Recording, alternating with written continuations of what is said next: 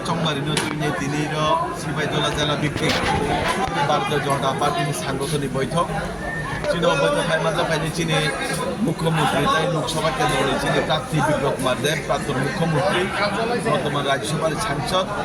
তো এই লোকসভার মোসাকান নারগই সাইনি মাকা যে সারাতে পারে যে তাবো কোনো আঞ্চলিক দল তাবো করিকা আঞ্চলিক দল তাক বুঝি হই নাই তাক বিজেপি কে থামসাম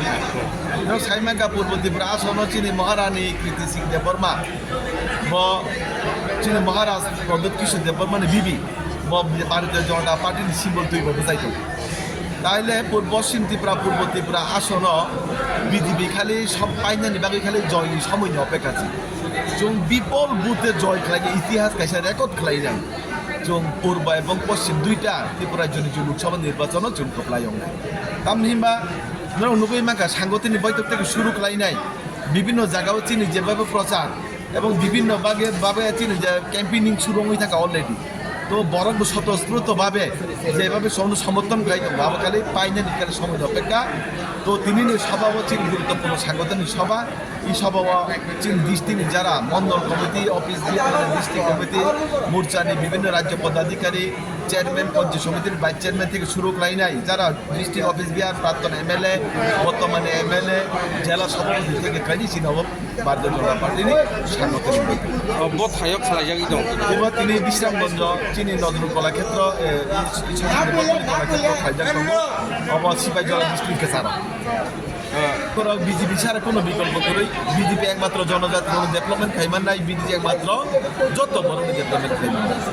এই বড় বিজেপি ছাড়া তাই কোনো পার্টি খেলাই যায় চিনি মাইয়া আবার বিজেপি কোনো বিকল্প করে বিজেপির পতাকা তোলা যত সামনে পাইবাইনি পদ্মফুল চিহ্নে বুথ রই নাই চিনি লোকসভা দুইটা কেন্দ্র ন পদ্ম বিপুল কমান মুম্বাই পাই না আংনি ভারতীয় জনতা পার্টি বিজেপি নি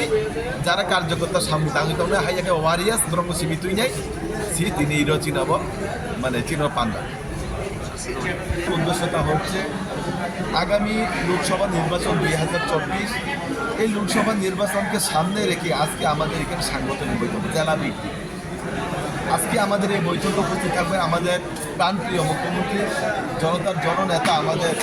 বিপ্লব কুমার দেব এবং প্রাক্তন মুখ্যমন্ত্রী ছিলেন উনি বর্তমানে রাজ্যসভার সাংসদ এবং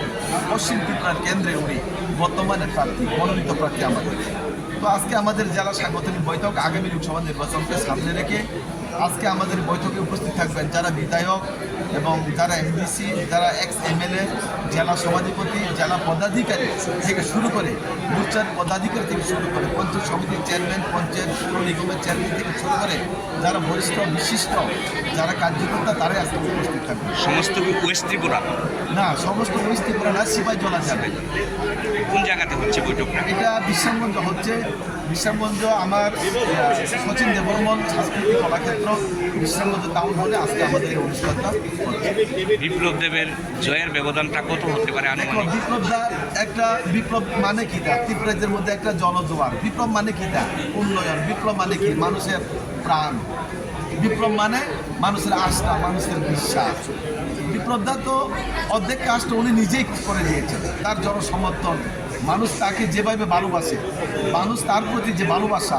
আন্তরিকতা মানুষের যে স্নেহ মায়া মমতা উনি একাই এই কাজটা করতে